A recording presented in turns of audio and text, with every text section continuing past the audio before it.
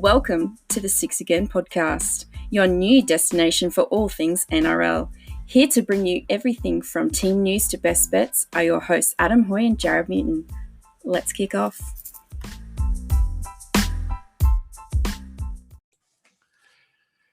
Hey guys, welcome into the 127th episode of the Six Again podcast. Tonight, unfortunately, the best of us has had to step back because he's gone to the snow with his family.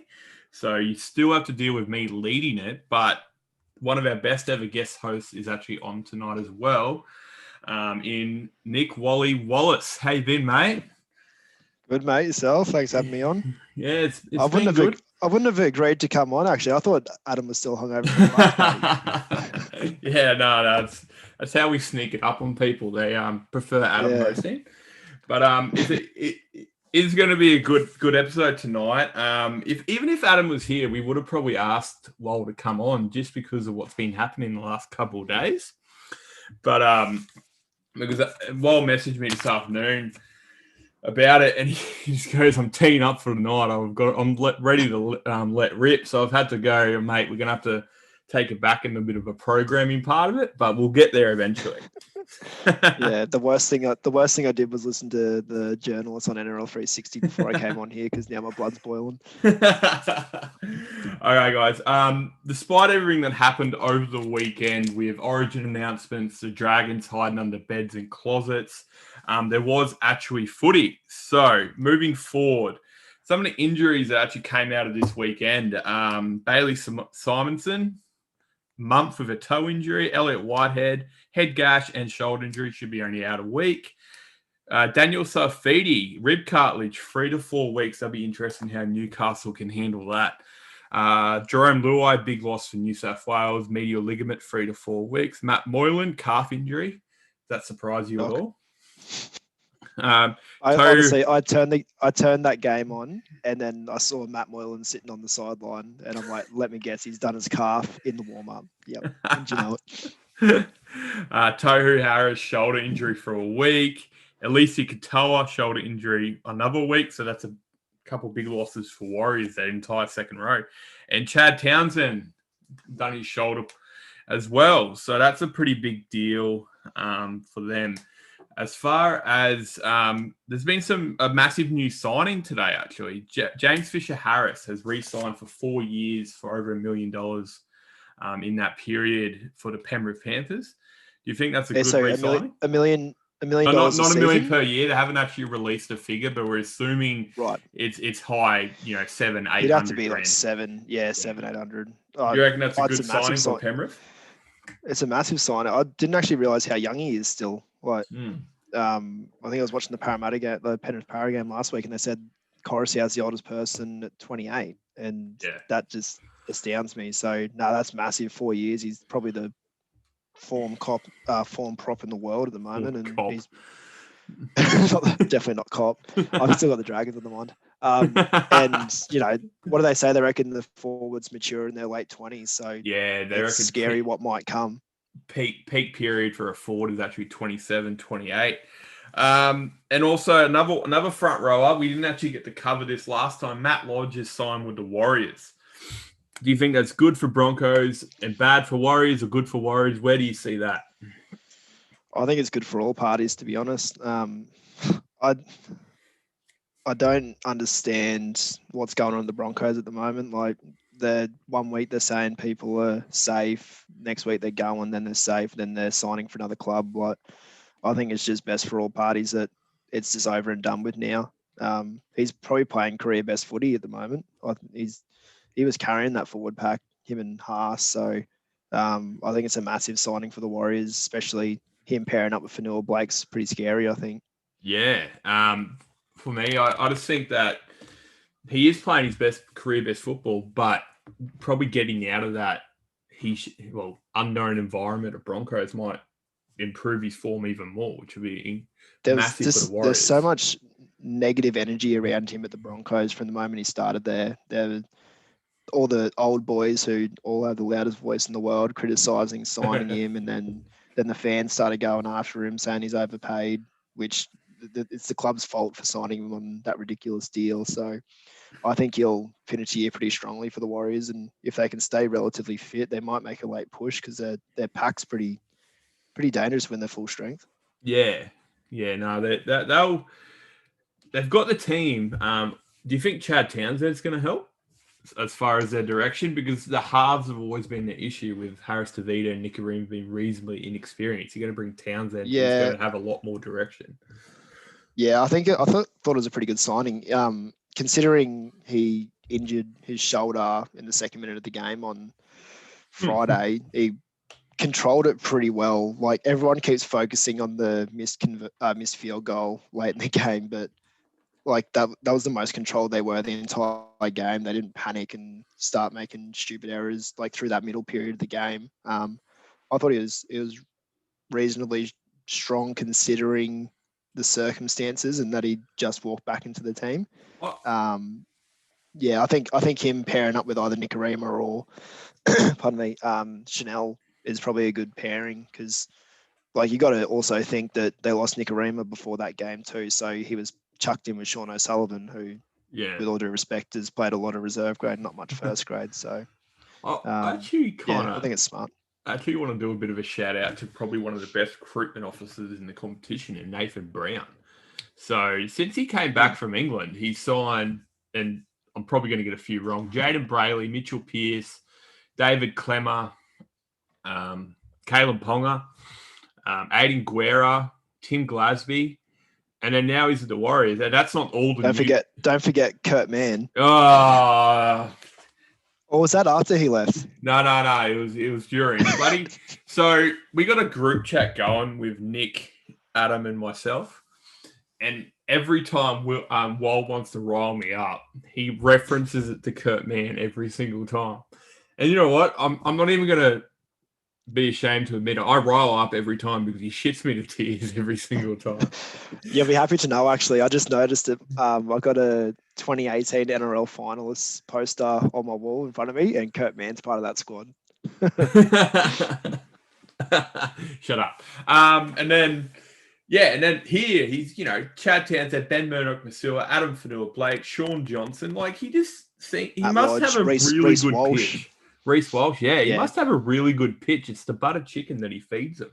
I don't know what it is. But no, supposedly he brings him over to his house and his wife cooks butter chicken for him. And I don't know what it is, but he seems to produce a fair amount of people coming towards him in his club. Okay, next topic.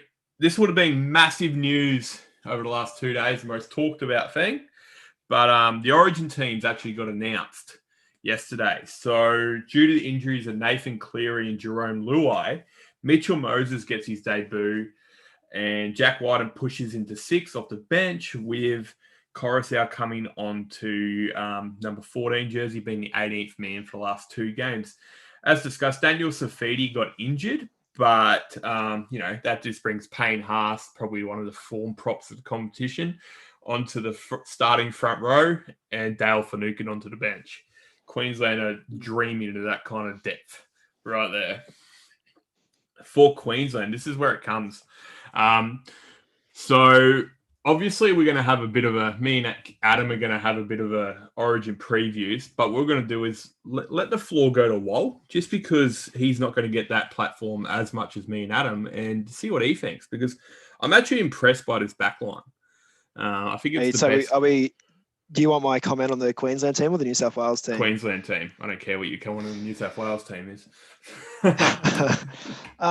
Look, I can see why they've made the changes they have. I would have much preferred the Hammer to be on the wing rather than playing at centre. I think he got pretty well exposed by whoever the centre was from Newcastle, who Kurt Mann. And that was an unintentional. I didn't mean to bring him up then. But that's all right. I don't know. He's got a lot of flash about him, but I think people with pace, you're best off utilising them on the wing, I think, than rather at centre. In saying that, I probably would have left Coates out and played Hammer on the wing, played Tom Opachik at centre, because I think he's been in pretty good form for Parramatta. But yeah, look, I don't hate the selection. It's better than Kurt Capewell being there. the rest of the back line ran the same, didn't it? Valentine Holmes on the wing, which is much better. Having Kalen back's massive. I think the way he played on Saturday night was just like he hadn't missed around. He's just, you forget how good he is because he has so many weeks in between his games. Like, I think if our spine is actually pretty good, and if our forward can lay the platform, I think we could cause an upset this game. I'm not overly impressed by the changes you guys have made. Yeah, so everyone's throwing a bit of shade at Jack Whiten. He is the reigning Dally M winner at 5'8". Yeah, but insane that he beat up on all the shit teams late in the year. I think he's a very overrated footballer personally. Like, he's a very strong runner of the ball, but the other aspects of his game, I think, often get glossed over. Yeah, okay. What about Mitch Moses? I'm not surprised by that. Had it been a 1-1 going into game 3, they would have gone Cody Walker and Adam Reynolds, I would think. Yeah. But look, he's playing with a lot more control these days, and I don't know. He probably missed a couple opportunities on the weekend to really nail down the spot, but he's playing well enough. He's playing in a successful team. I think he's long term. He's the next best option behind Nathan Cleary. So I think it's probably a good selection. I think the safest selection probably would have been going Adam Reynolds, but I think it's a bit of a ballsy selection from Freddie picking Whiten and Moses in the halves. Yeah, I look, for me, if they had a weaker backline, I'd be more mad about it. But if he just feeds Mitchell and Travojevic with a bit of space, I think he'll look like an absolute superstar. And that's the thing with Whiten that probably I don't think he suits the style of play that New South Wales are playing with. He's a very direct runner of the ball. He's not really a swing it wide kind of player. So it'll be interesting to see how he links with his outside backs on the left-hand side. Okay. Finishing up there, who's your tip? Oh, look, let's go a bit bold. Let's say Queensland get up. I think our bench is better than yours. I think we'll win. Let's say, let's go 18-16. Jesus, to Queensland. Okay, yeah. So when we do the NRL preview, we'll get much more in depth, but 18-16 is quite ballsy considering they've only scored 6 points all year. So moving forward, we're due for some points. Talk about something positive. So Sportsbet, who knew that a betting agency is going to do more for an ex-NRL player than a lot of other organisations within the NRL, but they've actually created Try July. So they do it every year to a charity. This year they've actually pushed it to Mossy Masoi. Anyone who forgot him, he actually had a spinal injury playing football in the ESL last year. And he, there's been really good videos coming out of him starting to walk again. It's been really cool. So every try celebration that any player does in NRL when they score, Sportsbet are going to donate $5,000 to the Mossy Masoi Foundation. Over the weekend, they actually raised $45,000, I believe, $20,000 in I think it was the Broncos game alone, which was awesome. So did you have a favorite try celebration over the weekend? I did. First of all, I'd like to point out some shockers though. There were a couple of stinkers in the Manly game. First of all, Tommy Turbo's little dance moves. He's so awkward though. I hope that never happens again. He's one of those blokes that when he has a football in his hand, he can run and he looks so clean. Every other situation, he looks so awkward.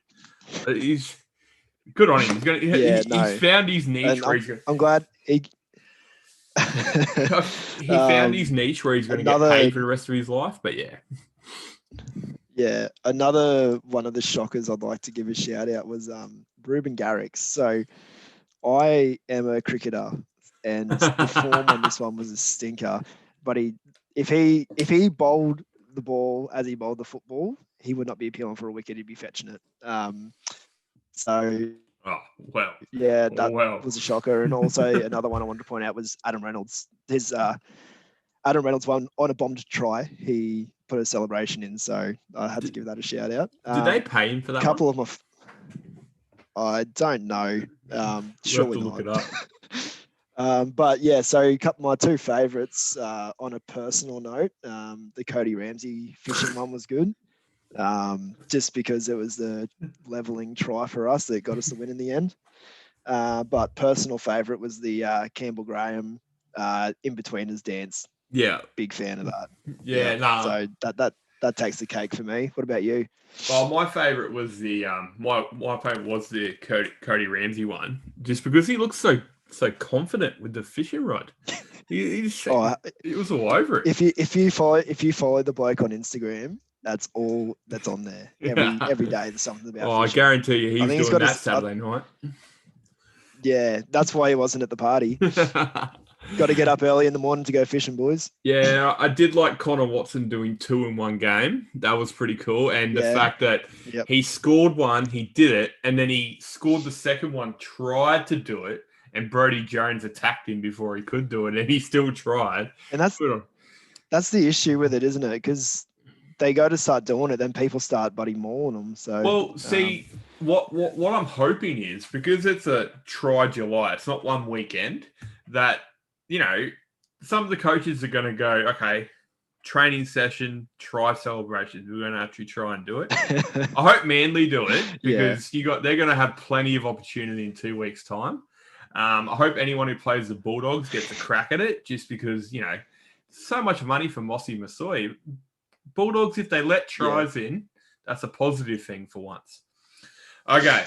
I think the only thing that's preventing them from raising more money is the fact that there's so many blowouts at the moment, because when the team that's losing does finally score a try, they're not going to start celebrating.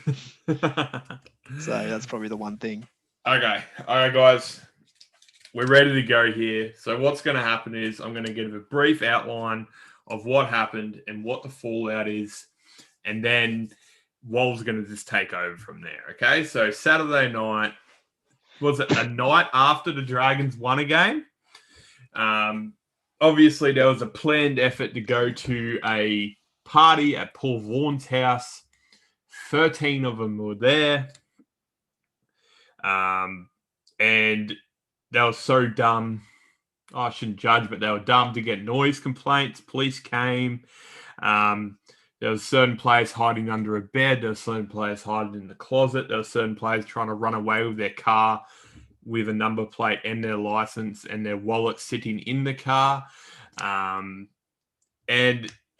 because of that, they've broken New South Wales protocols of staying at home. They've broken NRL bubble rules. They've also probably disrupted conversations between the NRL, Victorian government, New South Wales government, Queensland government, as far as trying to get special exemptions from the cross borders to play football, which affects everybody. They've lied about it at certain points. They've told the Dragons that certain people were there, certain people were not. Then it's found out that certain people were there.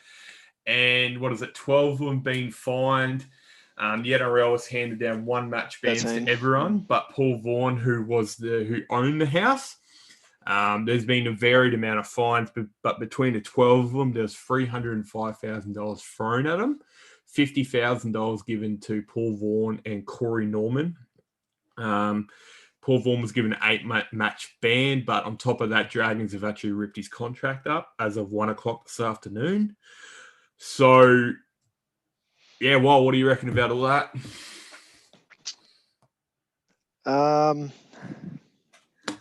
Very well summarized. Just firstly, as a fan, when I read the headline and went into the article, I just couldn't believe the level of stupidity, idiocy. Yeah. Just you I don't sent know, the message and you just went, surely not. it just amazes me how 13 people thought it was a good idea. Not just a handful, it was 13. And it wasn't young blokes that you could expect it to be, like reserve graders, fringe first graders who, we're 18, 19, 20, let's get a group of blokes together and get on the piss. It was all bar maybe one or two played in our first grade team the night before and are senior players of the club. So that is just the most disappointing thing. And it's a poor reflection of the club. Like the not the press conferences, but the interviews I've seen today with Ryan Webb, our CEO, and Hook, they're just distraught. They're heartbroken by how much they've been let down by these players when all this stuff that happens behind the scenes to keep the game afloat, to keep the club, to keep these guys paid by the club and the NRL, and then this is how they repay them. I feel for Hook. He's turned the club's performances around, where last year we were a shambles. This year we're sitting 7th after everyone tipped us to come last. And then this is how his senior players and majority of his first grade squad, numerous of them, a number of them that he has brought to the club, Josh Maguire, Daniel Alvaro, this is how they repay him. I feel for Ben Hunt, the captain, Tarek Sims, Andrew McCulloch, any person that didn't go to there that now have to deal with the aftermath of this, knowing that they're sharing a field with a bunch of blokes who don't have the same respect for the jersey or the game that they do. That's probably the most frustrating thing. Now, on another note, I watched the Paul Vaughan interview just before we came on here, and it was hard to watch. You could see the bloke was remorseful, probably more so because he got caught. But at the end of the day, he's lost his job because of this, and he's only really got himself to blame. But it's still not easy to watch, and you don't wish that on anyone. But like I said, it's only himself to blame. The thing that I won't cop is these journalists that sit behind a desk and just criticize and cling on to a portion of a story and then try to swing it in that way. Last night, I remember watching NRL 360 and it came out that Jack DeBellin was hiding under a bed. Okay, so he was hiding like a number of other players, but because he was hiding under a bed and it was Jack DeBellin, it became the focal point of their entire conversation. What a joke. Like, how's it different to the people that were sitting in the lounge room when the cops got there? How's it different to the people sitting in the closet? How's it different to the people that ran away from the cops? It's no different. But because it's Jack DeBellin and he's got in trouble before, that's what they're saying. He's the issue at the club now. He's the reason why our culture's bad. Him and Norman. It's an absolute joke. No, Norman is an issue. Norman, his whole career has been in and out of trouble. Jack DeBellin had one incident in the 10 years that he's been, or 10 plus years he's been involved in the game. It was just a high profile one. Yeah. I got a few questions for you. Yeah, fire away. Otherwise, I'm just going to keep going. So you mentioned Ben Hunt, Tarek Sims, Andrew McCulloch. Obviously weren't there. Ben Hunt and Tarek Sims especially would have been preparing for New South Wales or heading to Kingscliff, I'm assuming at that point, or whatever they were doing. Yeah, so because it was Saturday, the team, they probably would have got the call on Sunday about Origin and being but like Sunday night on Monday. I think Ben Hunt and Tarek Sims could have been planning to play Origin kind of thing. Yeah. So you've played in football teams before, obviously. When you've got 13 guys going to a party, do you think Ben Hunt, Tarek Sims, and Andrew McCulloch didn't hear about it?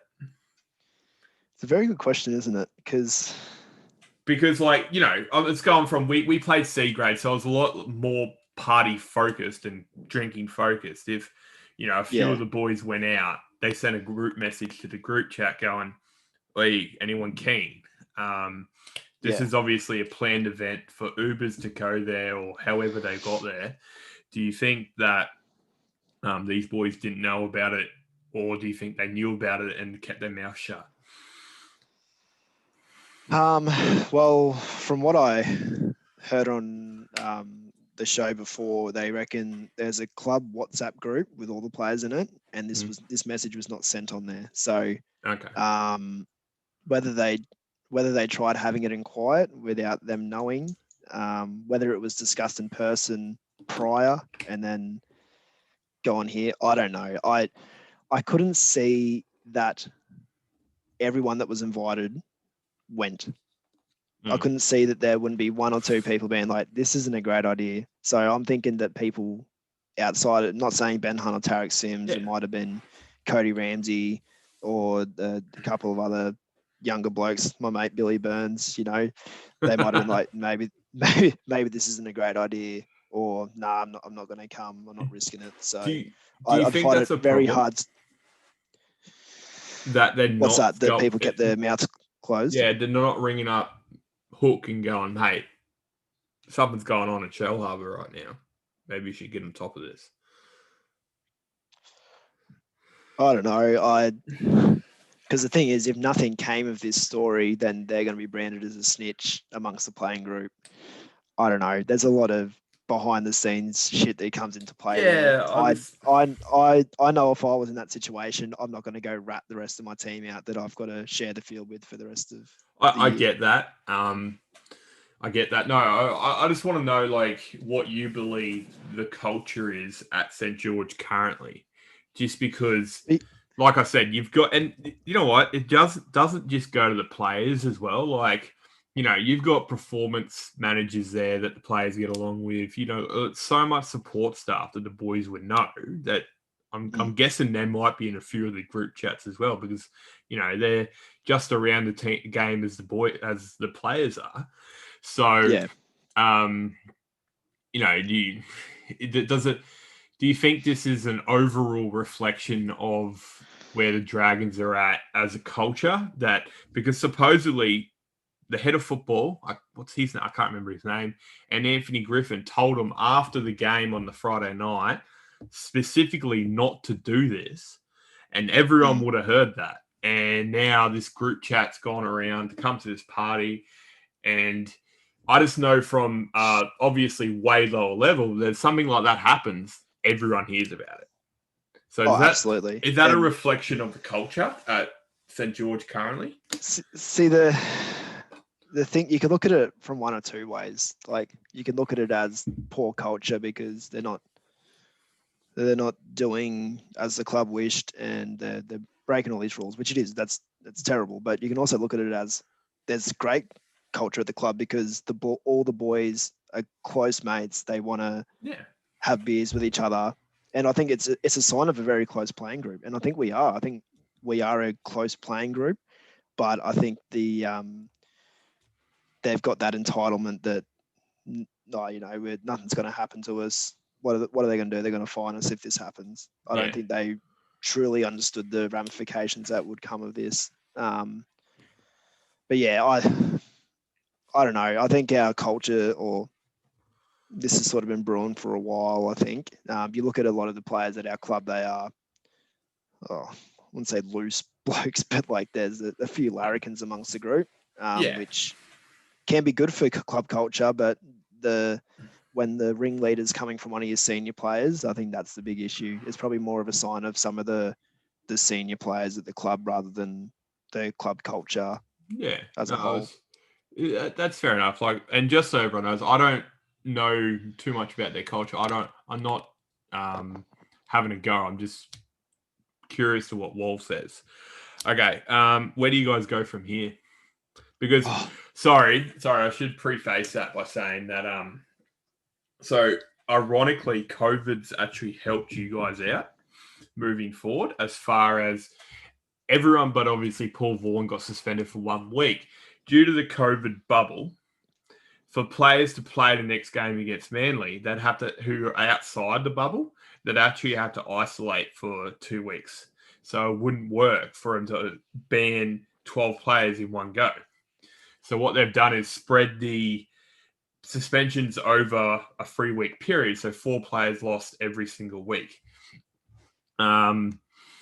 So because of that, COVID's ironically helped them out because they've flaunted it. But where do you go from here? And is your season over because of it? I look at that a very different way, that COVID's helped us because it split the suspensions up. Ideally, I would rather cop all 12 in one go and just have one bad week and then go from there. Now we're going to be a weak team for 3 to 4 weeks. Yeah, okay. And that's not even taking into account the weekly suspensions or injuries that you cop. So in an ideal world, I'd just be like, you know what? We're probably not going to beat Manly this week. Let's just fucking cop everyone here, blood some young blokes, and see what happens. Well, see, they can't do that.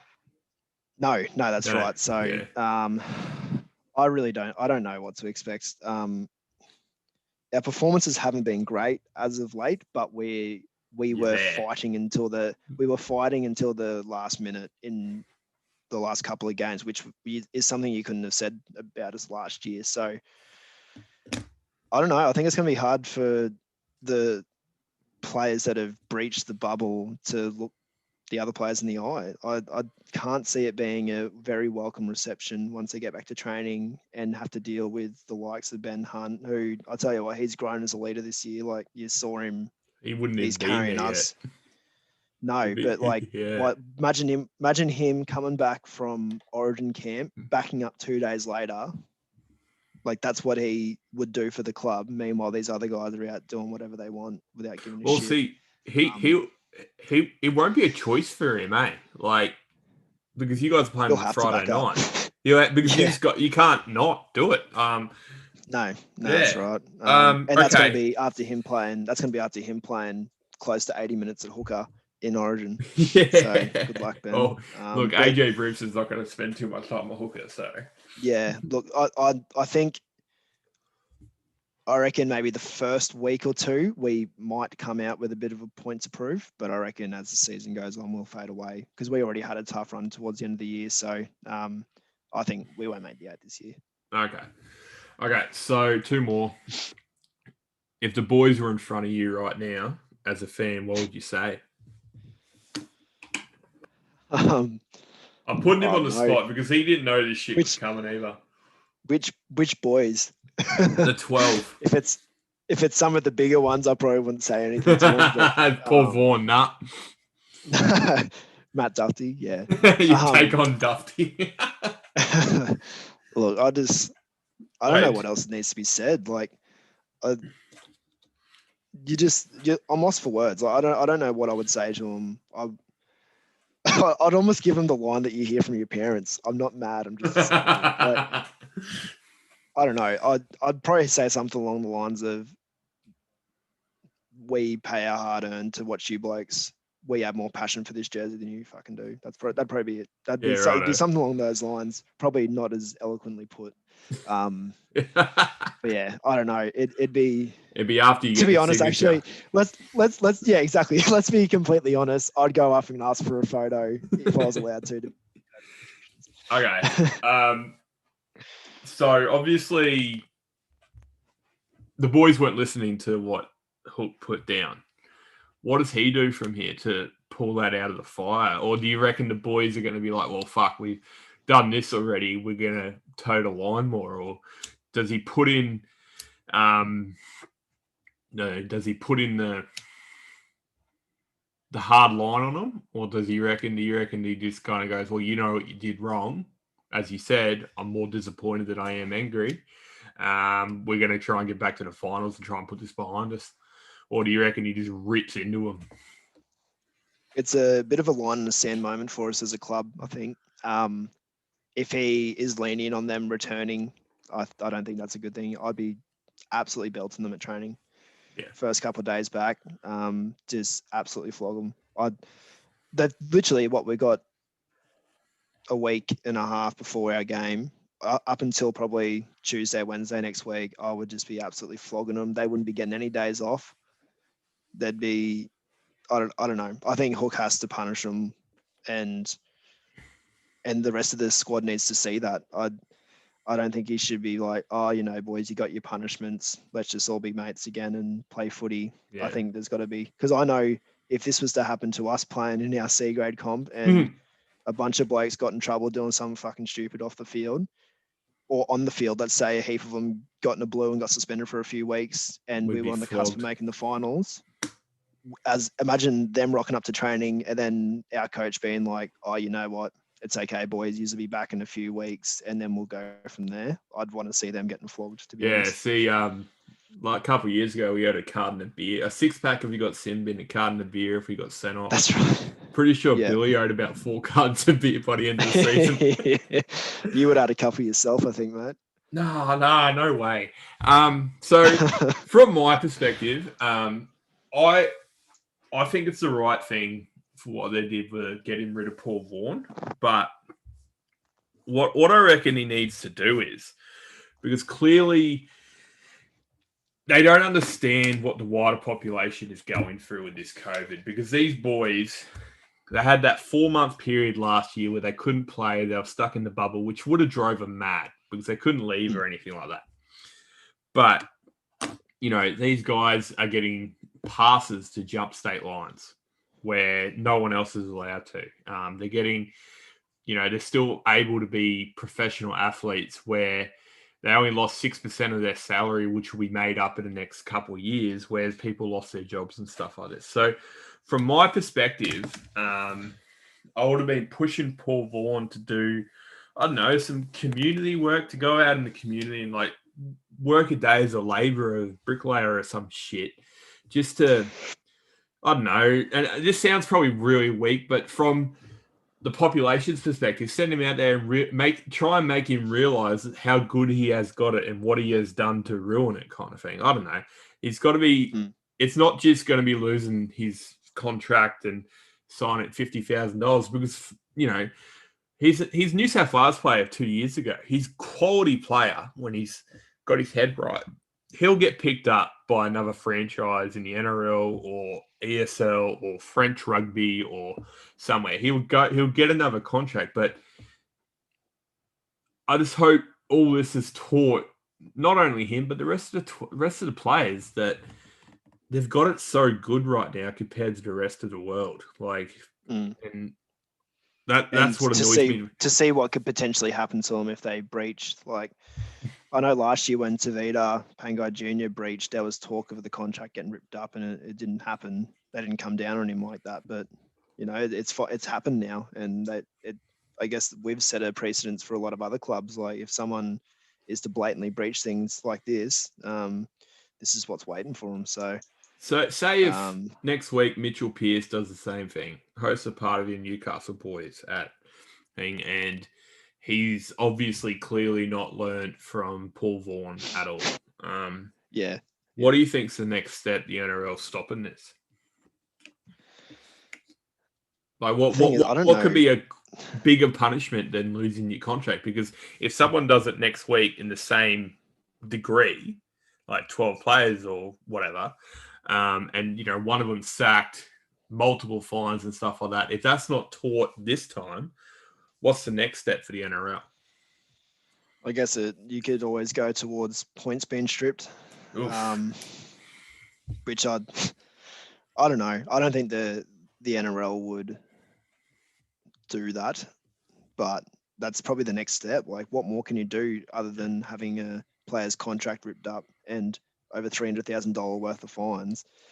Or maybe it comes to a point where, you know what, the competition's put on hold and they're not getting their salary. Yeah. So at the end of the day, the game is funded by all these sponsors, and they're not going to put up with this shit if no one's respecting what they're doing to keep the game afloat. So,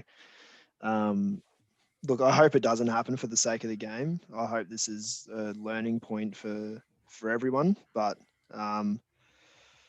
you just never know with footy players, do you? Like, it's sad because there's a lot of good that gets done outside of footy by these guys, but it's always this sort of shit that brings them back to the stereotype that they're cast as. So, yeah, look, I hope this is the last of it, especially from a Dragons point of view. Hopefully we can get back to talking about us having a run for the finals soon, but it's hard to move past at the moment because everyone involved with the Dragons, from top to bottom to fans is just shocked by the stupidity of this, and it's going to be hard to rebuild. And look, I'm just going to say thank you from a Newcastle perspective. Okay. That's right. Ponga will be injured soon, mate. So use the second one. Okay. Do you have any final words on it?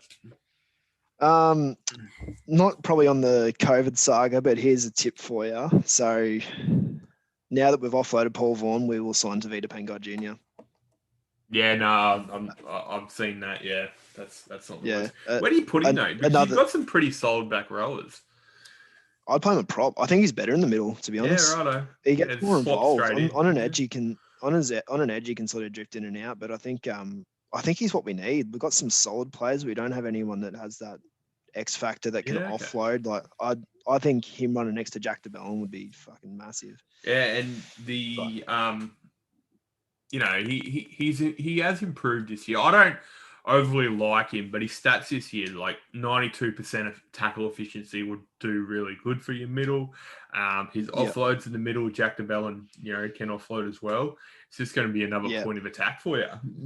I think Hook would be good for him too. Hook seems to keep things very simple. He's hard on his players. He's honest with his players, and I don't think Pangai knew what his role was under Kevy or Seabold. Nah, he's playing a different position every week. I reckon a change of scenery and coming down to the gong, mate. And we get rid of one COVID breacher, we'll sign another one. Okay, yeah. Well, look, all I've got to say about this is that this is the biggest COVID breach, but we were having this conversation last year about the multiple COVID breaches throughout the whole thing. You had Latrell Mitchell, Joshua Dakar, all this kind of stuff. So we were hoping back last year that this shit won't happen again and people would learn. Clearly it hasn't. We can only hope now it won't happen again. Okay, moving on, because as I discussed previously, there was football on the weekend, despite everyone's forgetting it.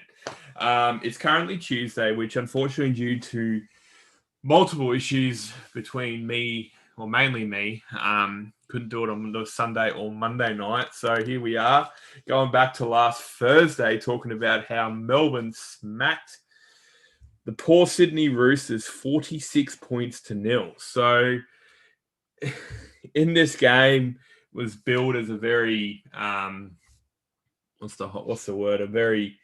last year would have been one of the best games of the year, with these two going at each other. This time, this turned into an absolute bloodbath. Nico Hines played really, really well. Again, Sam Walker, the great white hope for the Roosters, really isn't handling it physically, we can say now. He's got all the ability in the world, but he's just, when he gets smacked by someone like Justin Olam, you just feel sorry for him at this point. I don't think anyone's getting up from that hit very quickly, to be honest. Yeah, but like... I think that's a little bit harsh on the kid. Like he's what, 18 turning 19. He weighs about 70 kilos. It's just, like you said, I think the back-to-back weeks in the NRL's caught up with him. He's carrying 2 bung shoulders at the moment, and probably the environment he's come into in the Roosters probably isn't ideal. They've lost so many senior players. They've had a number of injuries. So he's still our great white hope, mate.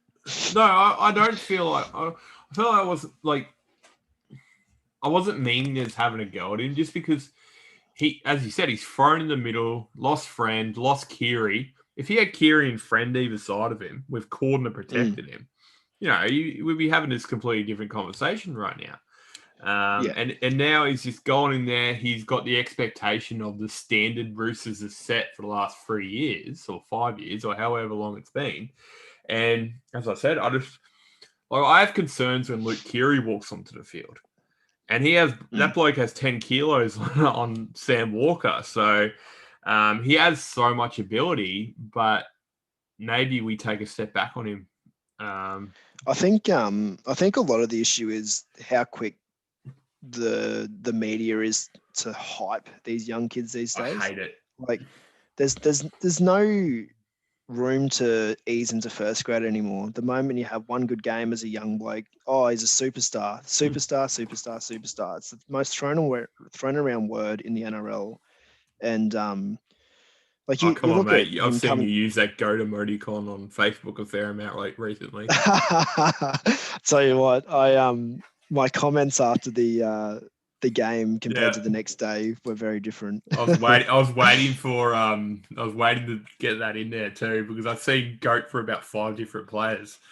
Goat means singular, mate. Nah, sorry, I need to put an apostrophe on it. But yeah, like now. I just I think he's just overhyped like a lot of young kids, but he'll be a good footballer. And once I think the best thing that'll happen for him will be the off season where he can get his body right, get a bit more weight onto him, and hopefully have a fit team to run around with next year. Yeah. So anyone who wants to is curious about the body development of an NRL player, Google Nathan Hindmarsh debut and then Nathan Hindmarsh retire and see just how physical he got. He played a 15-year career.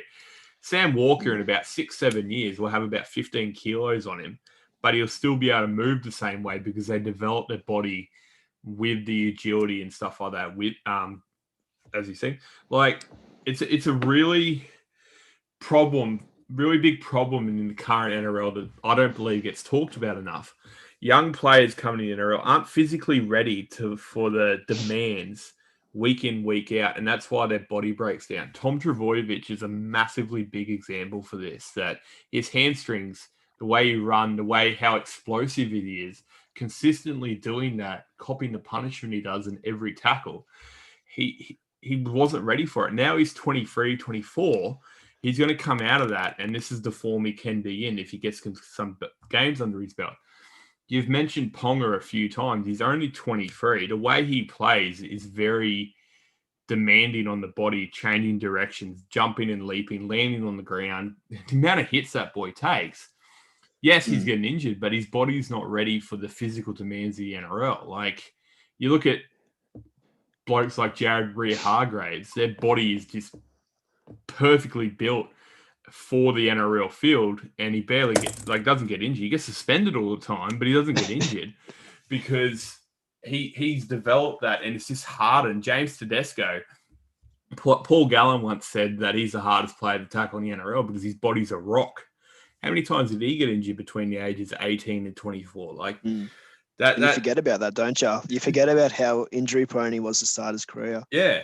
I remember one time, and this isn't a soft tissue injury, but one time he caught the ball off a kickoff in the first 2 seconds.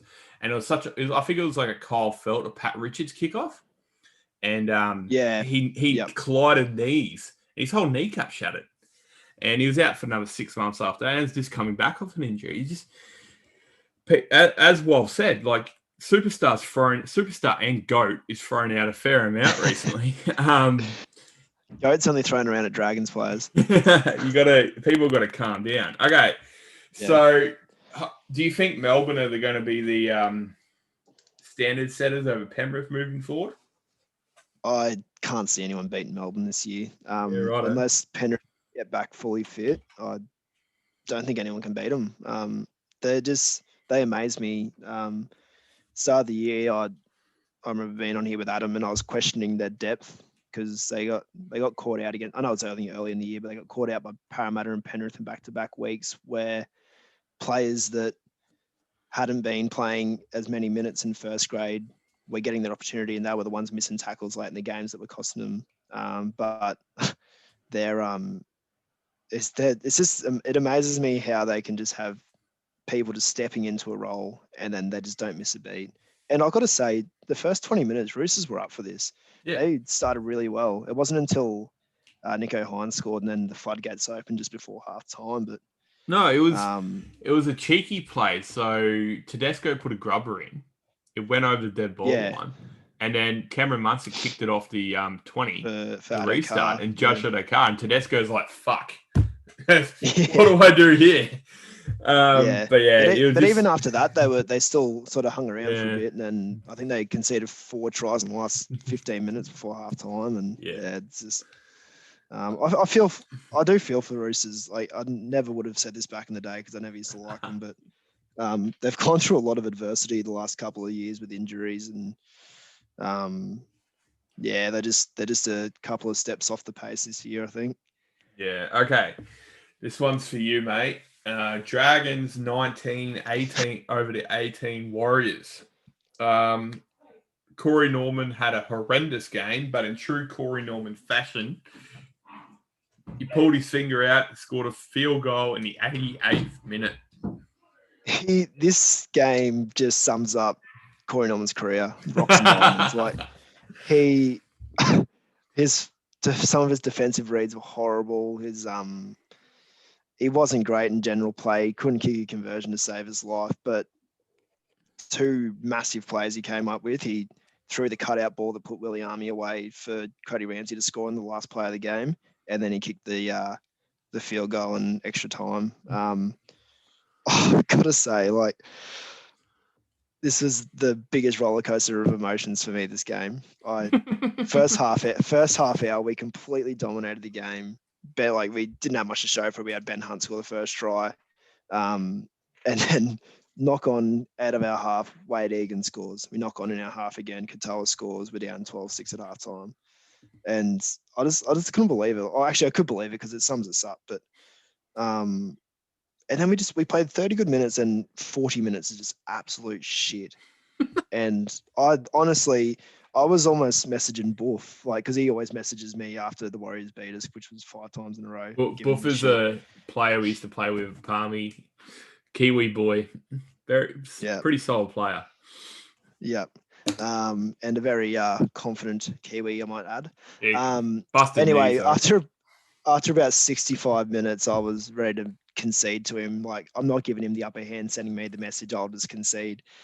And then Jared Beale, like that last 10 minutes, we just all of a sudden remembered how to play footy. And like I said earlier, it's a good sign that we're playing up until the 80th minute. But just the lapses in our play is just. Have you had an 80-minute game yet where you've just won throughout, like being dominant throughout the whole process? Probably Parramatta. That was our best game in a long time. Like and we haven't been the same since. We started the first 4 or 5 rounds. We had a physicality about us that we just haven't had since, and it's probably why we've dropped so many games since. But yeah, no, I don't think we've played an 80-minute performance since bloody 2018. And you've had reasonably consistent teams over the whole season. Like, have you had any major, like... After the Melbourne game, we lost 5 people from that. And that was when we had 4 suspensions on the Magic Round crackdown. Then Matt Duffy got injured. So we had a bit of chopping and changing there for a while. But at the moment, I think before all these suspensions that have just come up, I think Lomax and Ravalawa were the only 2 people out. But in saying that too, if you had Lomax there, your goal kicking would have been way better. So that's right, and we probably would have won a couple of games that we've lost. Close, and then that puts Jack Bird back in left center, and it strengthens our back line. So it is a big loss, and he's going to be pushing for a New South Wales start for a long time because that Lomax, that bloke. I think the massive loss for us is Ravalawa. Like, his carries out of our back end are massive, especially when we got Duffy and Ramsey, who are 2 very small bodies that don't make a lot of meters in early hit-ups. Rav is a big loss for us, especially when we put Jared Beale on the wing, who's just as big as Ramsey. So, I think just probably just lastly on us, that Melbourne game crawled us. Not only did we get beaten by 30, but we lost 5 players, and then we had a run of probably 3 games where we played teams we should have beaten, and we just struggled to get a full strength team on the park, and then we dropped the games that we should have won, and that's what's probably going to cost us in the long run. That's the most frustrating, when you lose the teams you're expecting to win. Okay, Next game, Battle of the West. Penrith Panthers without Nathan Cleary won this game 13-12 in I was taken as an Origin audition for Mitch Moses to close this out a bit better than he was. But ultimately, Matt Burton got the field goal because as well said in the last game, you could play absolute dog shit like Corey Norman, but have a 5-minute period where you're superstar, and that's what gets a halfback a contract.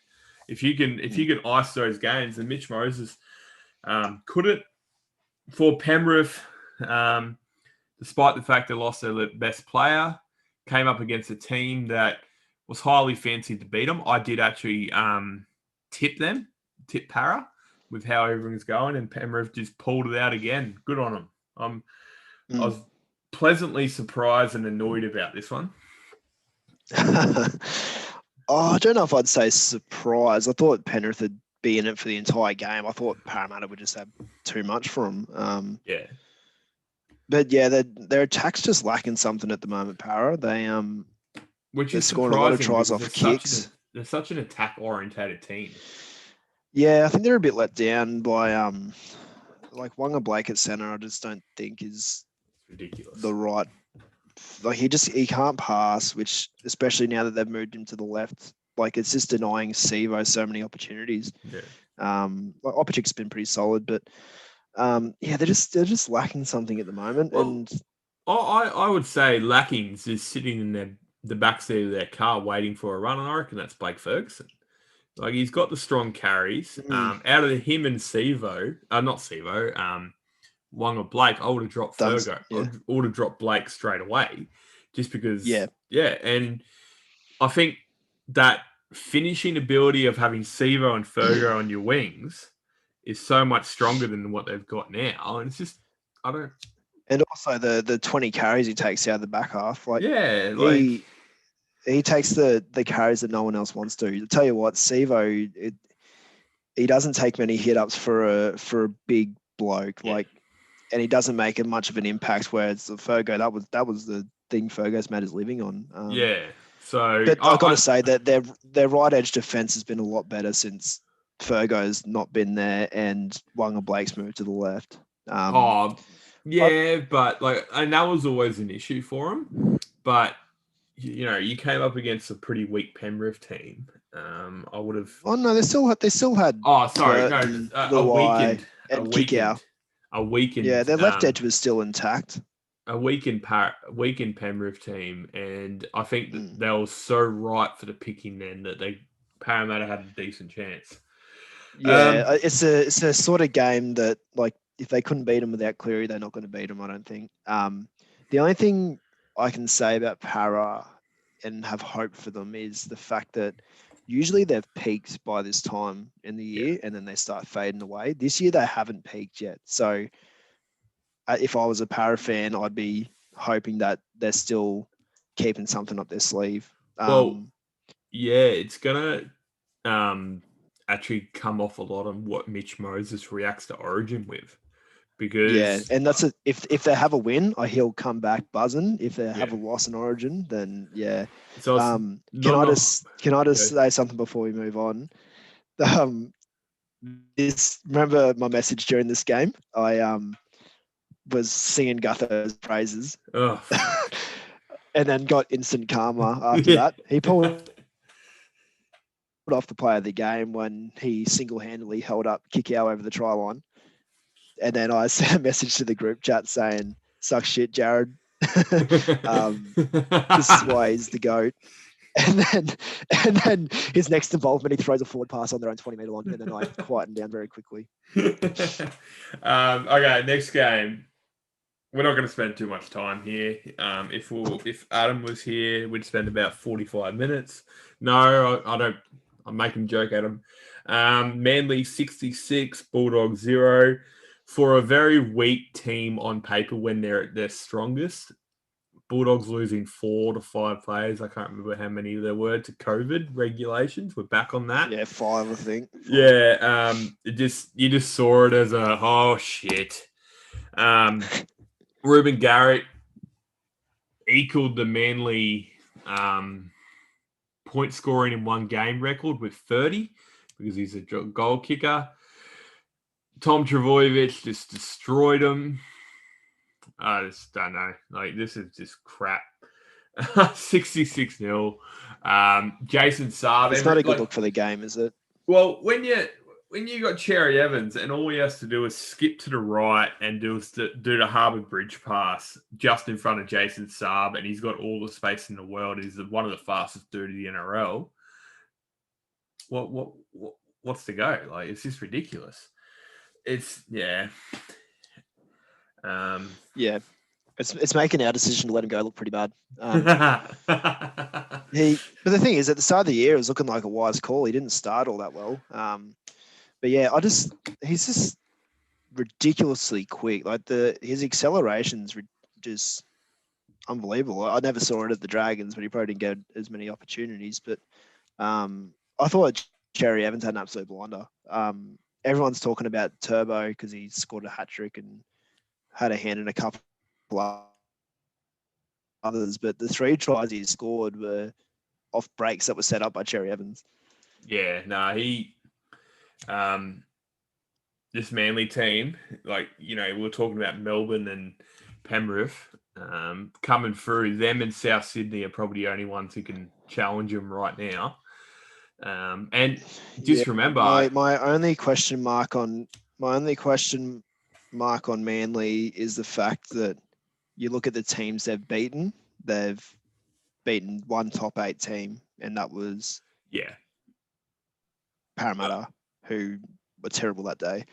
And I know they can only beat who's in front of them, but gonna get too carried away on them until they can match it with a Melbourne or a Penrith. And that will be interesting. But in the finals, when it comes down to it, is they only have to beat them once, and that's like if they get on, obviously they're going to be either side of Melbourne and Penrith's draw to get to the grand final. They only have to beat those blokes once, and if Tommy just lights up, because without Tommy lighting up, the Penrith team's not going to be able to do it.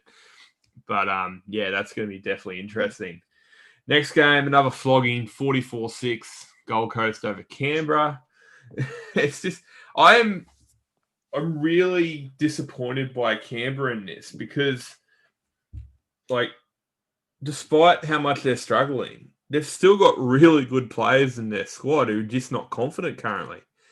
When you got Papali, Whitehead, Whiten, that's Dynamis Louis solid without being spectacular. Joe Tarpany's a really quality player. Jared Croker came back in this game and got absolutely destroyed by Patrick Herbert. You sit there and go, well, where's that toughness? Where's that ability from 2 years ago? Has the George Williams thing affected them that badly that the rest of the team can't play anymore? I don't know. Like, there's something wrong there.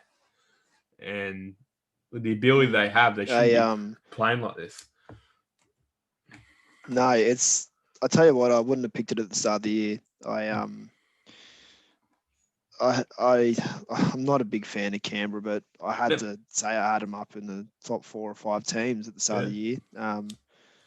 They just always had a way of, they won ugly, they gritted out a lot of performances, and then they just lost it this year. And I don't know if it's a Ricky Stewart wearing thin on him. Like, he's very much a everyone's against us kind of person. I guess after a while that's going to wear off, but it doesn't look like a happy bunch. And credit to Gold Coast, they played really well. They attacked from the very first play of the game, Gold Coast, and played well. But some of the tries that Canberra conceded would reserve great efforts. Dog shit. And I don't know if it's going to get any better this week when they're missing White and they're missing Papali'i. They've got Whitehead injured now. So Simonson, who's probably been one of their better players over the last month. So, I don't see anything getting. Yeah, it's gonna be a rough end of the year for them, I reckon. Getting any better anytime soon. Yeah. So next one, Newcastle 38-0 over North Queensland. I said a couple of weeks ago. We'll move on. Said a couple of weeks ago that I just wanted Newcastle to have all their players together and just see how they play. And the two examples for this game I'd probably bring up for that is the Jacob Saifidi try where they ran a block play. Jaden Brayley passed it on to a running Mitchell Pearce 10 metres out from Cowboys line, who passed it on to a Jacob Saifidi, and he just ran that angle right at Tom Dearden and one of the other small blokes. I can't remember who it was.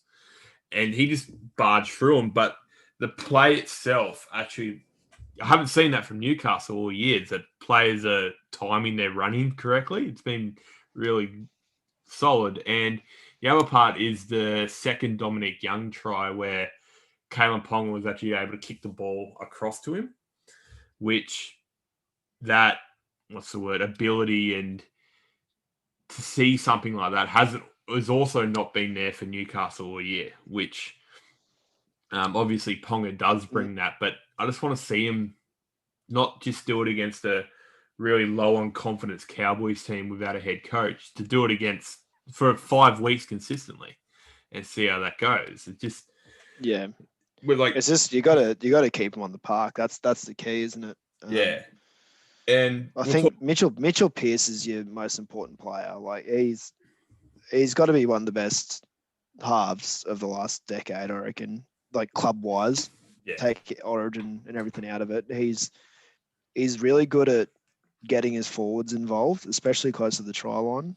I'm a big fan of Mitchell Pearce. I don't know why he's be rumored to have been looking to move him on, but I think if you can keep Saifidi is a massive loss, but I guess you can just easily push Clemmer back into the front row. Yeah, it's not the. But if you can keep, keep that spine together. I was actually surprised how well Clifford's gone. He probably wasn't in the best form at the Cowboys, and probably started finding his feet towards the end of his stint there. But I wasn't sure how he was going to fit with Mitchell Pearce because, they're both dominant first receiver playmakers. I wasn't they'd like to be the kicking option, so I wasn't sure how that was going to work. But it looked really good last weekend. Yeah, and it'd be interesting because Frizzell's still due back. So that's going to be a massive in. Talking about Clifford at how are you going to go? I'm curious that was there too much shit going on at Cowboys behind the scenes that no one knew about, which has been building and building for the last month or so, because a month and a half ago, they absolutely belted Newcastle by about 20 points. And then now they're put to nil against them. So do you think something's going on at Cowboys other than the COVID stuff? Because, Dean Young came out in the press conference and said, no, we're not even going to come close to using COVID as an excuse for all this, because all these players have been playing together for the last 8 months. They should have been able to put something better than what's on there. Yeah, I think they haven't played well since they let go of Clifford. They've lost 3 straight. Yeah. I don't know why they've pinned all their hopes on Tom Dearden when he really hasn't shown much. I don't think they started building some momentum with Clifford and Drinkwater in the halves, and they disrupted that, and now they're trying to find that combination again. I think they've sort of done it to themselves, to be honest. I don't know. They because for a while they look like smokies for the 8, but from what I've seen over the last few weeks, I can't say that anymore. Yeah. All right, next game, biggest upset around, 26-18 Broncos over Cronulla. Didn't actually get a chance to watch this game, but I checked it about 15 minutes ago and went, what the fuck? So I guarantee you no one picked Cronulla on this one. So no one picked Broncos on this one. Did you? You know what's funny, right? So no. So this robbed me of my perfect round, right? Okay. I 1 minute before kickoff, I messaged a mate from work, and I'm like, "What are your Broncos for the upset here?" Oh. And then I sort of said it tongue in cheek, but I was sort of like, it actually wouldn't surprise me. This is the sort of game that the Sharks just drop. Like they did it against the Dogs earlier in the year. They're expected to win, but they just don't rock up with the intent to do it. And Broncos were up for it. Like maybe the Matt Lodge and Tavita getting them out of the team is a blessing in disguise, because they had 17 blokes that actually wanted to win the game. And I guess they probably got a bit of energy from Katoni Staggs coming back. It was pretty strong. Yeah. But yeah, what do you think of the controversy in there with the did you see the forward pass that was ruled as a knock on? It was a forward from pass. The bunker.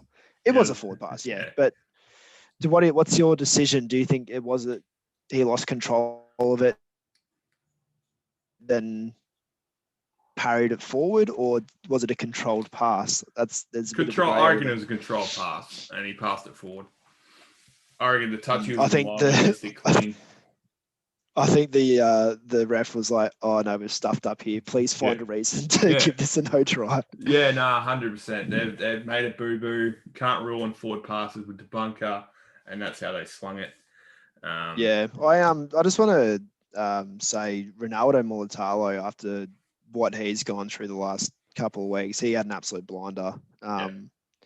Considering the circumstances, and his running battle with Katoni Staggs was good viewing. Two really young, I'm not going to say egotistical, but confident young fellas going at each other is always good to watch. Yeah, absolutely. And next game, so 38-22, South Sydney over Tigers. So in the first half, it was 26-0, something like that. 26-0, yep. 26-0, and then bloody Tigers came back and scored 2 tries in the 46th and 60th minute. Campbell Graham went back over, Adam Dewey, and then Nofaluma scored in the 75th minute. South Sydney, I think that's the big difference. If Melbourne or Penrith got ahead to a 26-0 lead at halftime, the opposing team would not score 22 against them. And South Sydney really need to fix that up, because if they can let Tigers score 22 points against them, what's Penrith or Melbourne or Para going to do on their day? And that's massive thing. The scary thing about South is they're not playing anywhere near their best football, and they're still doing this to teams. Like that first half was like a training run for them. That left edge is just lethal, scary. It's scary what it can do to teams that aren't up for it. And Michael Maguire, the poor bloke, honestly, I know he's partially to blame because he's recruited a lot of these blokes, but he's just recruiting what's available, and that's the issue, that someone's popping up on the market and they're like, well, we need players, let's just take a punt on this bloke. He hasn't really got a true idea of what he needs in his team, I don't think, at the moment. Which is sad, because I feel like that's what Ivan Cleary did about 5 years ago with signing, Russell Packer for mass amounts of money, Moses Mbai for mass amounts of money, Josh Reynolds, sort of thing, where they brought, he had a plan, but the problem was he overloaded these contracts with so much money that their players had to come.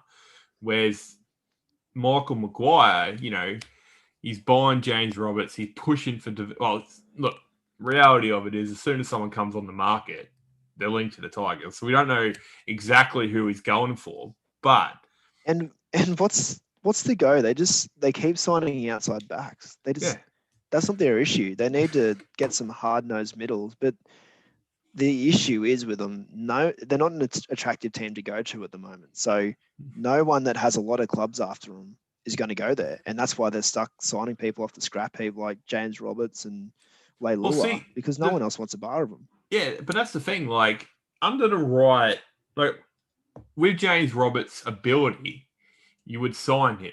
His attitude's the issue. If you can push at ability over attitude, which Wayne Bennett did at the Broncos, where he got his New South Wales start, and out of all the coaches other than Bellamy and Robinson, I would put Maguire as able to do that. And I think you hit the nail on the head that they need hard-nosed forwards to give guys like James Reynolds space, because he has the ability to turn a game by himself. I sit down and watch the YouTube highlights of Roosters versus Broncos think it was like 2018 or something, where James Roberts and Latrell Mitchell were going at each other for about the entire game and ended up, I think it was 3-2 to James Roberts. I think he eventually beat Latrell Mitchell in the end. But I think the biggest problem at the Tigers, and I think for him personally, Luke Brooks needs to move on. Get under another coach, get under a different circumstance, because I feel like he's comfortable at the Tigers. He knows the players. I think he needs to go under a new system and learn it all, because the record he's got there is just not good enough for a halfback of his potential. And he's the only one out of the big three that they had, Mitch Moses, James Tedesco, and Luke Brooks, that has not progressed moving forward. And I think he just needs a new system. He's in a very similar boat to Milford, Ash Taylor, blokes that are overhyped too early. They haven't found their feet. They just need to cut ties. And honestly, I think Luke Brooks would be a good fit at the Broncos next to Adam Reynolds. The only issue with that is having the high-profile club and the pressure that comes with it. But he needs to split there. What do you make of the this race for Dale Finucane? Obviously, the Tigers are in with a sniff, but what some of the dollars that they're talking about that are getting thrown at Finucane? What do you think his market value is?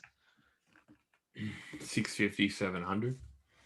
Because in some of the reports I've seen, they're talking about him getting offered around $1 million. And that is the issue with West. They've been just trying to undo all their damage they've done with the cap.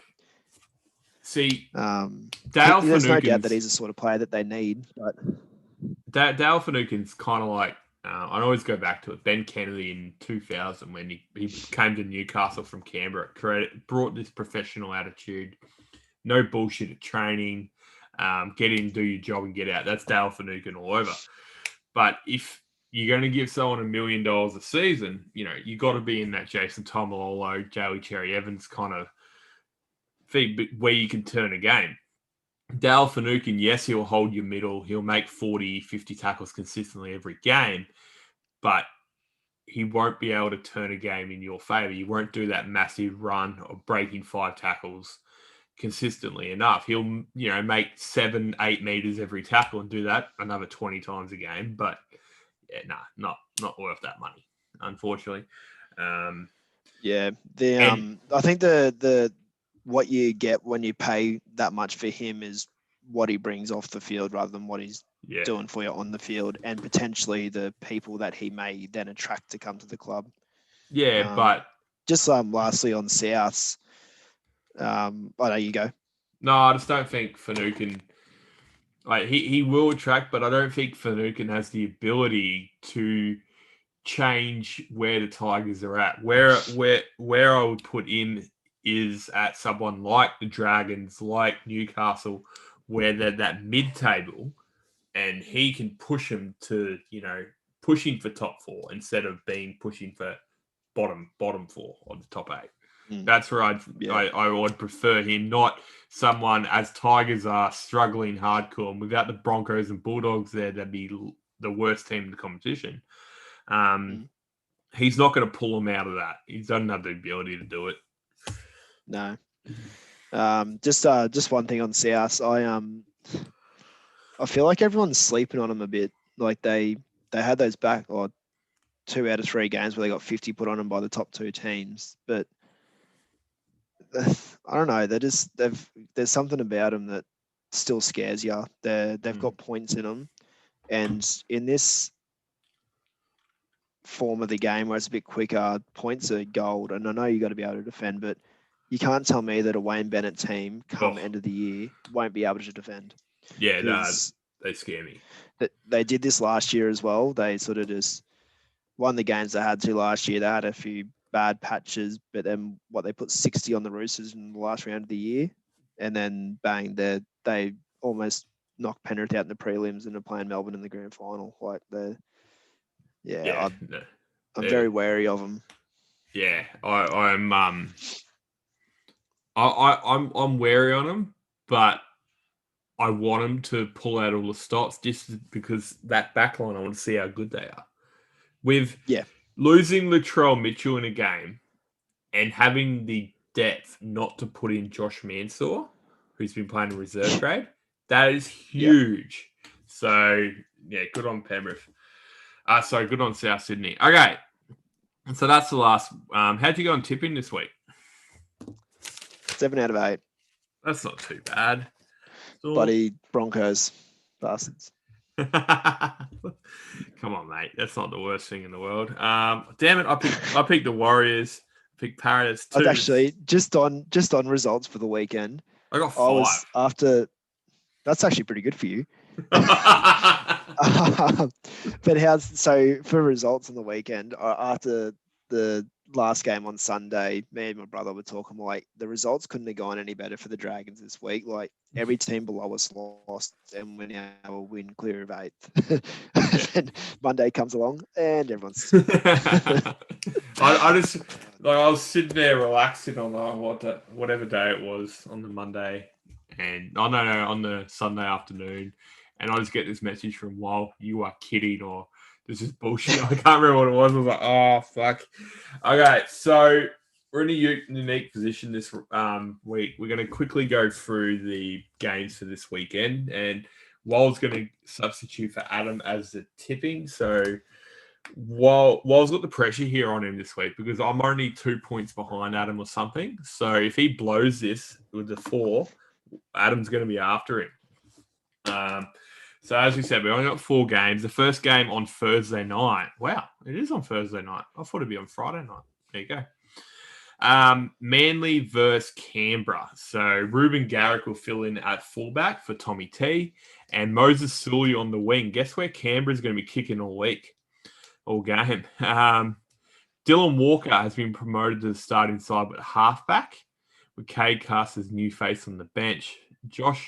Jack Koswowski has been named among the reserves and nears a return. For Canberra, Xavier Savage is the new fullback. He's that guy who Ricky Stewart put on without proper authorization a couple of weeks ago. Matt Frawley gets against the Dragons. Gets the nod at 6 with Jack Whiten away. Emre Gulen moves from the bench to starting prop, and Ryan James comes onto the bench. See, with the issues going on at Canberra, I don't understand why Ryan James is getting more of a start. I don't understand that. Hudson Young. Also, Hudson Young, how he has not been getting a run. Yeah, well, he gets it now to replace Elliot Whitehead. So, with the changes to Manly, you got Dylan Walker at 7. He struggled for the last 2 years playing at 6 for them. Kieran Foran's going to have to do all right. And Ruben Garrick at fullback, obviously. And Moses Sully on the wing. Thoughts on that? Moses Sully on the wing. He's going to get he's going to return it well. He'll be left wing. He'll be left wing because Garrick's playing full back. Yeah, so and that would mean subs on the right. This is a tough game to pick. Like, I'm almost relying on the Canberra bench and the fact that there's been a bit of a shake-up that they might bounce back.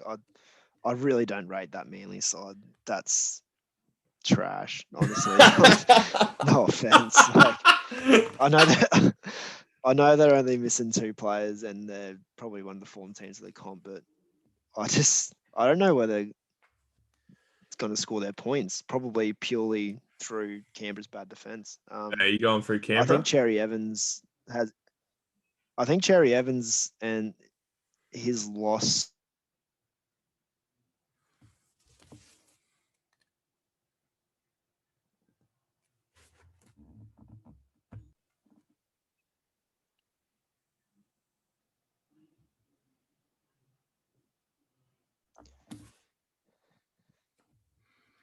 Yeah, I think the loss of Cherry Evans probably pushes me more towards Canberra. I don't know. It's not going to be a high quality game of football, I don't think. Are you going? So you're going Canberra? Oh God. Yeah. Reluctantly put me down for Canberra. Okay. What I'm going to see for this one, I believe that Josh Hodgson is the guy who's just going to lead him to the win. Like Kieran Foran, he didn't get into form until Tom Trbojevic came on board. So will he be able to do it again? I don't know. Especially with like Lachlan Croker, Dylan Walker, and Garrick rounding out the spine. It just doesn't. But in saying that too, like Sam Williams, Matt Frawley, Xavier Savage. Yeah, true. I only see Josh Hodgson as the guy who's going to be able to pull this up. Like, and for me, I see him versus Foran as far as experience and closing out games and creating stuff. But I think Josh Hodgson can pull himself out of form quicker than Kieran Foran can. But I think Hodgson's been playing a bit better lately. I think he's going to have the better pack to work behind, I think. I'm going Manly, though. Yeah. Just because I just think the hype and the confidence they're going to go into this game, as opposed to the lack of confidence that Canberra have currently, is going to help. But as you said, the bench for Canberra, like Joseph Tarpany, Soliola, Ryan James, how are those guys not starting? Like, it's ridiculous.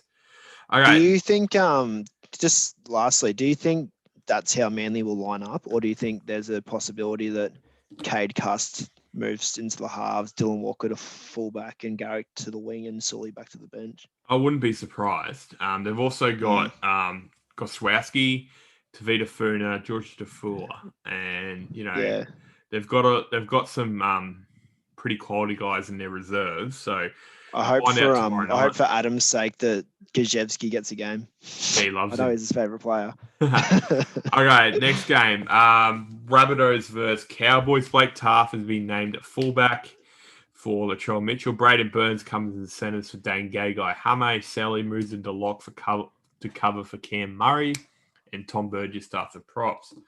The Queensland superstar finally gets recalled to his NRL team in Jaden Sewer to cover Jai Arrow, and Benji Marshall starts at hooker for Damien Cook. Margot and Peter Mamasu, I'm not even going to try that. Peter M are the new faces on the bench.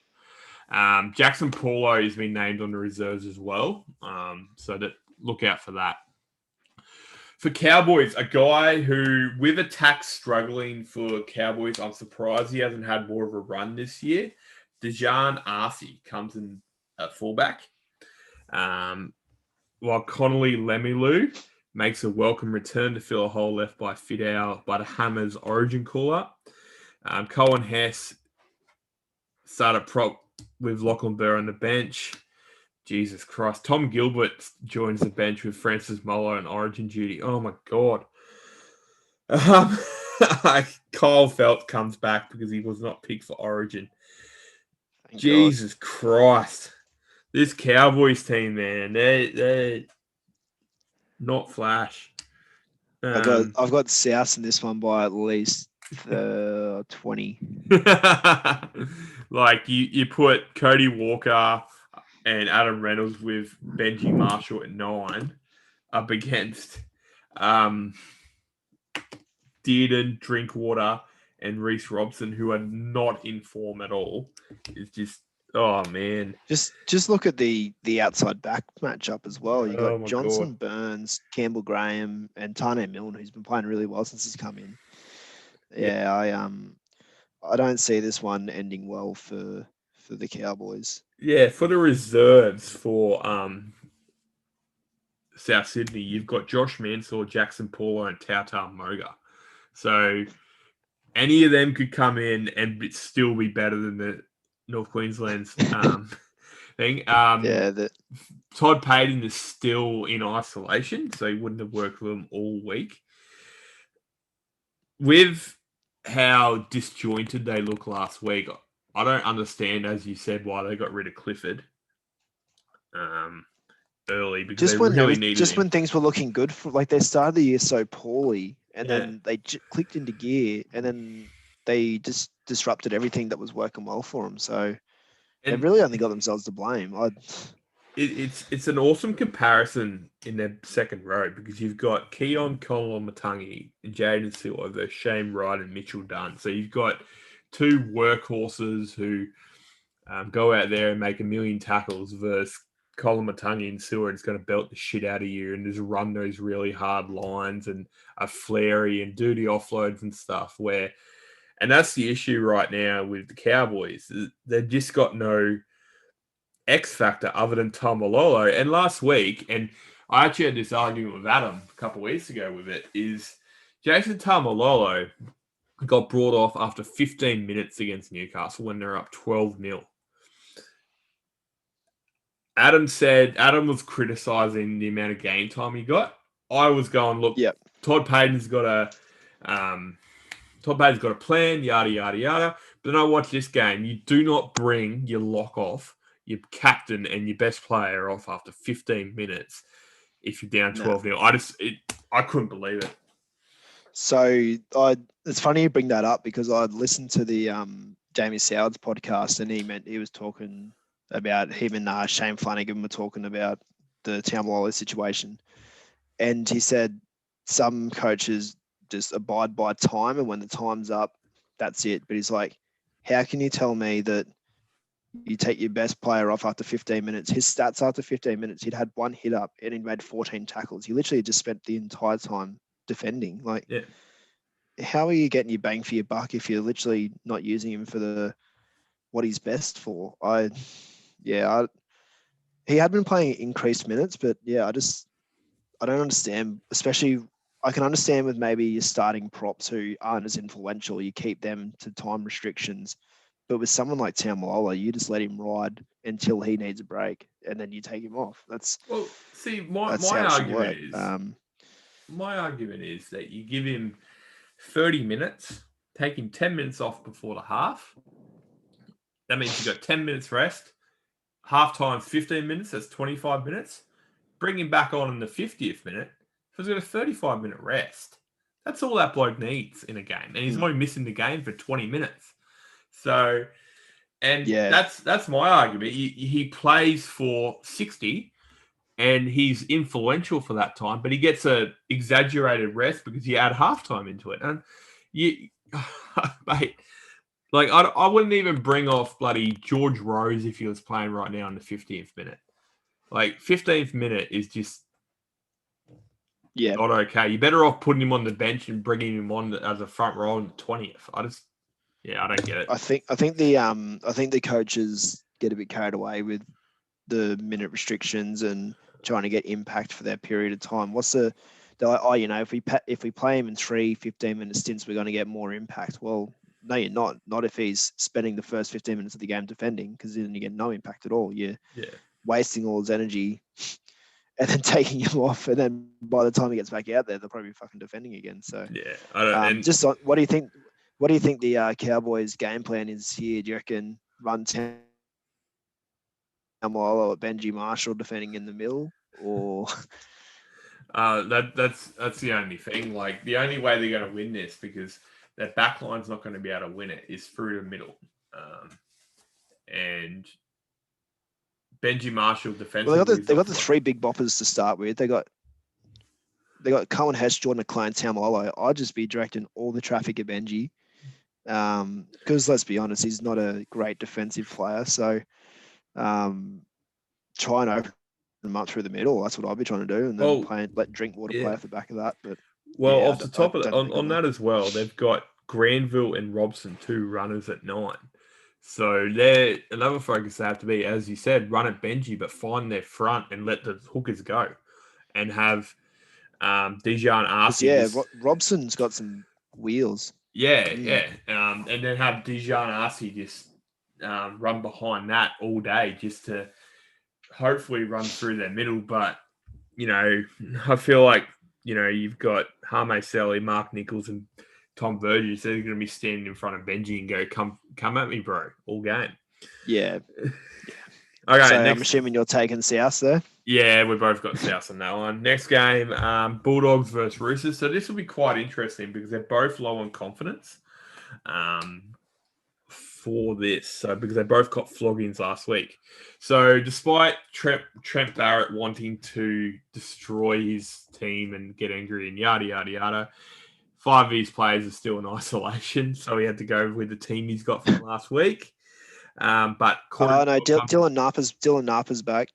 Yeah, so Corey Waddell comes back into the squad. Sione Cattell replaces Jeremy Marshall-King at dummy half. And Aaron Shoup comes back for Fala Kiko Manu at centre. Dylan Napa in for Ava Fanangai for suspension. So this is the part that this podcast, and I'm hoping Wall jumps on it. Joe Stimson. Yeah. What the fuck? It's finally getting a starting run. He is the guy that Bulldogs should be building their team around, but he just doesn't get a run. So you got Jackson Tolpany going on the bench. Matt Dory is missing this week. I think we're damaging to how Corey Waddell has been getting starting runs over Stimson this year is a joke. Yeah, it's the biggest injustice in the NRL. It honestly is. Like, this guy was bought from the Melbourne system, brought up there, and for some reason, he just doesn't get a run. I would pay money. Well, they'll have to, but for him to go to Newcastle, I would love him to go to Newcastle as a bench forward or even starting. He'd just be such a good foil for a lot of teams in the NRL to just fit where they need to be. Like, it's annoying. For the Roosters, Victor Radley comes back at lock, which will strengthen up their middle.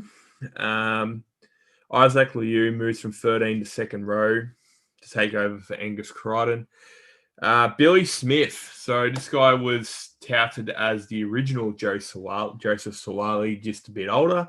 He has all the potential in the world, this bloke. I actually called it a couple of weeks ago that if he doesn't actually get a run for Roosters with the talent they have in the back line, he would be a really good pickup for another team because he's got a tall, he's quick, and he's really skillful in the centres. And Joey Manu pushes back to fullback for Jays Tedesco. And Joseph Sawali misses the 17, but Matty Kuvalu gets put in the wing. He was a late swap last week, so don't be surprised if that happens again. And for some reason, Drew Hutchinson... Did you see the reasoning? Did you see the reasoning behind why they have to name Sawali in the 21 jersey? Because part of his contract, he has to be named or something, isn't it? No. So because he's only 17 and the sponsor on the other jerseys is Unibet. Bullshit. And because he's underage. No word of a lie. This is what my brother sent through to me. Can you forward that to me? I'd be very... I'd like that. So wait. So let me have a look. His jersey won't have the Unibet sponsorship on it. Is that what you saying? So this is what my brother said through. So he said, this is what my brother said. He said, so the rumor is Sawali will play. Apparently he has to be named in jersey number 21 because he's under 18 and Unibet is the sponsor. So. But wouldn't they all have the same jerseys? I don't know. Oh. That'd be interesting. Remember last year there was a bit of a kerfuffle last year. Remember when Sonny Bill came back and he couldn't have anything? Yeah, he refused to have the alcohol betting on his jersey because he's a Mormon or something. Yeah, so maybe there is one that they've made specially for him. Yeah, okay, that's interesting. So, I'm going Roosters on this quite comfortably. Yeah, I think the addition of Radley just opens everyone else up. Yeah, but it will be interesting seeing Flanagan go up against Walker. Because I've been really bloody critical of how Flanagan's been treated the last 18 months because I didn't think he had a bad year last year. And Roosters made a decision, which is part of their, they have every right to. But now he's at this Bulldogs team and as well said, definitely a scapegoat for these blokes. It's horrible. Yeah, look, I don't think he's the greatest player in the world, Flanagan, with all due respect to him, but He wasn't the reason why the Roosters fell away last year, and he's not the reason why the Dogs are getting flogged every week. Yeah. You can't tell me that Brandon Wakeham's a better option than him at 6. No. Okay, are you going Roosters? Yeah, I tell you what, I'm a big fan of Manu out of the centres. I think it wouldn't surprise me if towards the end of the year he ends up playing 6. Yeah. Especially if Billy Smith or Sawali puts their hand up to take that centre jersey. Because I just think he's a wasted centre. He's just, you watch him every time he gets moved out of there. He's close to the best in the park every time. Yeah, that's right. Okay, last game of the round, Sharks versus the Warriors. For this one, Matt Moylan remains sidelined with that calf injury, so Connor Tracy moves from centre to 5'8". This guy gets bounced around more than Connor Watson, I swear to God. Will Chambers returns in the centres because he was away for a birth of his child. Braden Trindle reverts to the bench. And Maween Harodi drops to reserves. For the Warriors, Reece Walsh comes back. He's named at fullback. I'll never agree with that, but whatever. Matt Lodge start in debuts at number 10 for the Warriors. So it'll be interesting how he goes. And Jas Tavega has been promoted from the bench to replace Lock Tohu Harris. I reckon that is his best position at lock. He's very versatile, but he's such a dynamo at lock that he creates a lot of Warriors go forward. And for the bench, Bailey Siranen, which I think this is a really good call, swaps places with Ben Murdoch and Silla. So Ben Murdoch and Silla drops back to the bench and Bailey Siranen starts on the left. And Alisi Katoa has been named despite his shoulder/ankle injury. And Cody Nicaroon returns, which covers the loss of Chad Townsend. Rocco Berry has replaced Adam Pompey in the centres, and Edward Cozy drops out to accommodate Tuivasa-Sheck's move. So, firstly, I haven't actually heard your opinion of this. Do you agree with the Reece Walsh, Roger Tuivasa-Sheck thing? That's a very difficult one. After watching Roger Tuivasa-Sheck against us last week, no, he can't be wasted on the wing. But Reece Walsh also needs to be on the field too, I think. I think you almost just take a punt on him at 6 and play Nicarima at 7. Well, it can't be worse than the halves they've got right now, Cody Nicarima and Sean O'Sullivan. Yeah, I don't know. Like, I can understand why they're doing it, and it's a very selfless act from I don't Roger, agree with the reason they're doing it because, look, reality of it is that Nathan Brown's not there to build these guys back up for future years. This guy's there to win him a premiership now. That's what he's there for. The players he's got now, he can do that. Despite the fact that Roger Tuivasa-Sheck is leaving next year, they've got to focus on this year. And that team looks a lot stronger with Roger Tuivasa-Sheck at fullback.